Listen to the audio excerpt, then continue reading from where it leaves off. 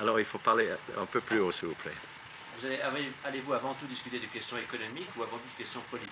Tous les deux. Toutes les deux. Tous les deux, ça s'est toujours mélangé toutes les années depuis le commencement que nous faisons ces conférences.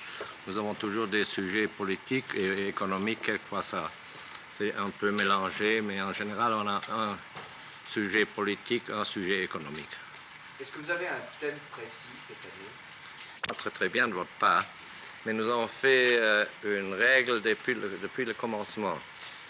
Et la règle, c'est que de ne pas inviter les membres de la presse qui font leur métier, ni des interviews pendant ou après la conférence, ni de donner les documents, mais nous invitons comme participants toujours membres de la presse qui, avec l'idée que tout ce qu'ils l'entendent et ils participent toujours avec leurs idées dans les discussions, ils peuvent usager ça comme ce qu'on appelle en anglais background information pour les articles qu'ils vont écrire. Il y a aussi des rédacteurs en chef, il y a des commentateurs des radios quelquefois de tous les pays. Combien de membres de la presse et radio, télévision, etc. nous avons cette fois? 3. It's good for them, but not for us. Hein? Oui, mais parce que, vous savez, l'année prochaine, ça pourrait être le Figaro. Et les raisons d'un point de vue d'un autre pays, d'un autre participant qu'avant. Et ça, c'est la chose principale. On se connaît après, pendant les repas et après le dîner, on parle ensemble. Alors, il y a une espèce d'ambiance qui aide beaucoup pour...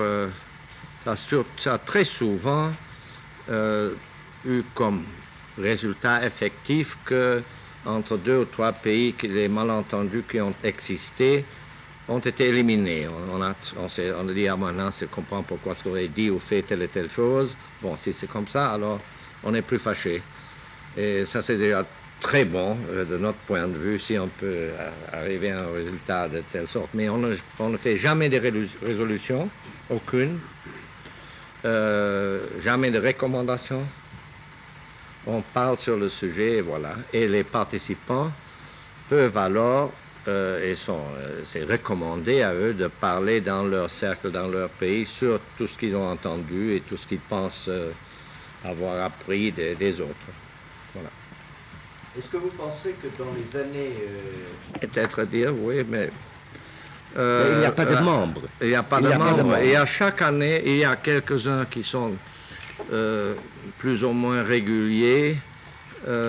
Là, et dépendant sur le sujet que nous avons chaque année, les amis de chaque pays disent il faut inviter monsieur tel et tel ou madame tel et tel parce que ce sont des spécialistes sur le problème que nous avons discuté. L'année dernière, c'était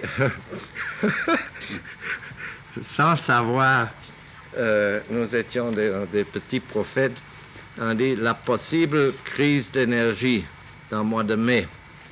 Et la crise d'énergie est venue beaucoup plus vite que tout le monde des participants ont pensé, parce que les participants là-bas ont plus ou moins pensé qu'une crise d'énergie pourrait se développer dans l'année 75, 76.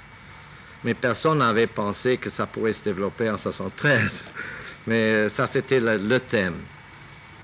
Et aussi, les mêmes choses sur lesquelles on discute aujourd'hui dans le monde, une possible collaboration entre les pays producteurs et les pays qui ont besoin des matériaux primaires. Qui sont les sujets qui gênent le plus, nous, de l'Europe, de l'Ouest et des États-Unis et du Canada. Ou qui gênent maintenant, ou peuvent gêner dans le futur. Il y a des moments quand le sujet, je me souviens, il y a des années quand on discutait surtout les relations avec le tiers-monde.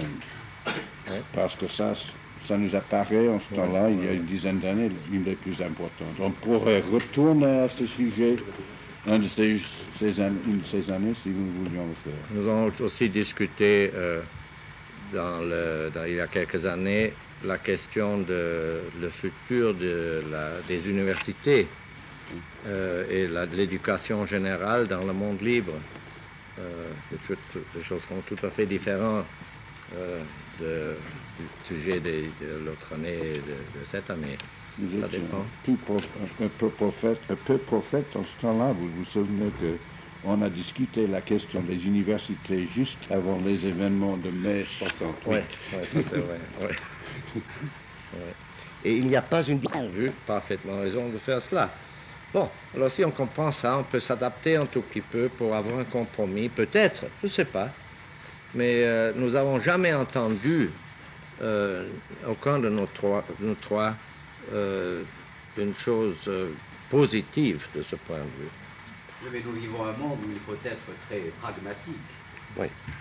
Alors on peut s'interroger un peu sur la stérilité ou l'efficacité de vos rencontres. Oui, on pourrait, mais... Comparé avec... vous connaissez le bon mot à New York de deux avocats américains qui se rencontrent et un dit « How's your wife ?» et l'autre dit « Compared to what ?» Et je crois que quand on parle d'efficacité des réunions internationales, il faut comparer avec les autres réunions internationales. Je pourrais peut-être le dire de la façon suivante. Le fait que les participants différents viennent encore chaque année avec plaisir nous montre que nous faisons quelque chose de bien. Sinon, on n'aurait pas les participants, des gens importants qui veulent venir ici ou n'importe où pour 3 jours pour discuter les uns avec les autres ces problèmes-là. Alors, ça, c'est pour nous un peu